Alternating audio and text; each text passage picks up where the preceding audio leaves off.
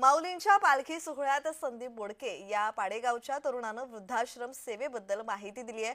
काळाची गरज ओळखून संदीप बोडके आणि कुटुंबानं हा उपक्रम आपल्या घरीच सुरू केलाय, हेही महत्त्वाचं।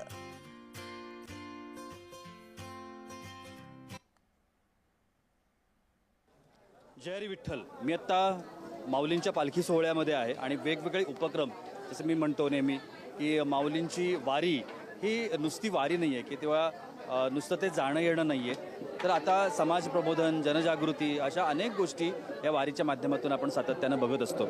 आता माझ्यासोबत संदीप बोडके आहेत आणि त्यांनी एक वृद्धाश्रम सुरू केला आहे। खरं तर वृद्धाश्रम हे नसावेत अशा मताचा मी सुद्धा आहे, पण वृद्धाश्रम ही आता काळाची गरज आहे आणि अनेक जी वृद्ध माणसं आहेत जी एकटी पडली आहेत, अनेक कारणांमुळं एकटी पडलेली आहेत, आजारी असतील म्हणा किंवा अन्य काही असेल, त्या माणसांसाठी आता हे सगळे वृद्धाश्रम हे आधारवड बनत आहेत असं म्हणायला हरकत नाही। संदीपजींचं काम कसं चालतं आहे आपण जाणून घेऊया। संदीपजी नमस्कार।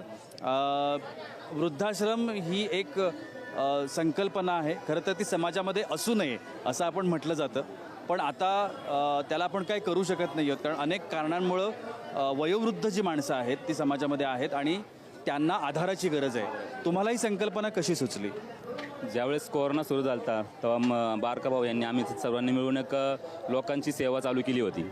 तर त्यावेळेस असं जर पाहण्यात आलं की नाही का ही गरज तर वृद्ध लोकांना नाही, त्यांना त्यांची मुलं सांभाळत नाही किंवा त्यांचे नातलग वगैरे जास्त नसतील, त्यावेळेस ते रस्त्यावरती फिरणं वगैरे पाहणं आम्ही आमच्या दृष्टीने पाहिलं ते। तर त्याच्यानंतर एक ठरवलं आम्ही दोघांनी मिळून की आमची फॅमिली एकत्र येऊन ठरवलं की आपल्या घरीच एक वृद्धाश्रम करू आणि त्याप्रमाणे आम्ही सर्वांनी मिळून आमच्या घरालाच वृद्धाश्रम केलेलं आहे। त्या वृद्धाश्रमात येण्याकरता काही क्रायटेरिया किंवा काही असं तुम्ही नियम अटी वगैरे असं काही काय ठेवलेले आहेत की वृद्ध हे 50 वर्षापुढील असतील आणि प्लस ज्यांना कुणीच नाही आहे, ज्यांना कोणीच सांभाळतं आहे त्या लोकांना तर सांभाळायची गरज नाही, पण ज्या लोकांना कोणीच नाही, ज्यांना बेवारस आहे त्या लोकांना आम्ही सांभाळतो, मोफत आहे सर्व ते।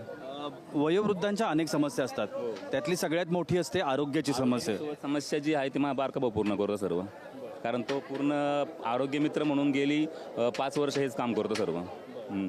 बाकी आणखीन तुम्हाला काय अडचण येतात किंवा शासकीय मदतीसाठी तुम्ही काय करता का? केलेले प्रयत्न आहे पण अजून काही भेटलेले नाही आम्हाला, त्याचं काय ते करतो आम्ही आमचंच करतो सर्व, आम्ही आमचं। मॅडम काय सांगाल तुम्ही या संकल्पनेविषयी? कारण घरची महिला ज्या वेळेला अशा पद्धतीच्या संकल्पामध्ये सहभागी होते, अर्थातच पुरुषासाठी तो एक आधार असतो। ह्यांनी जेव्हा ही संकल्पना माझ्या पुढे मांडली होती तेव्हा मला खूप आनंद झाला की माझा नवरा समाजकार्यासाठी काहीतरी करायला उत्सुक आहे। पैसे तर सगळेच कमवतात, पण समाजासाठी आपलं पण काहीतरी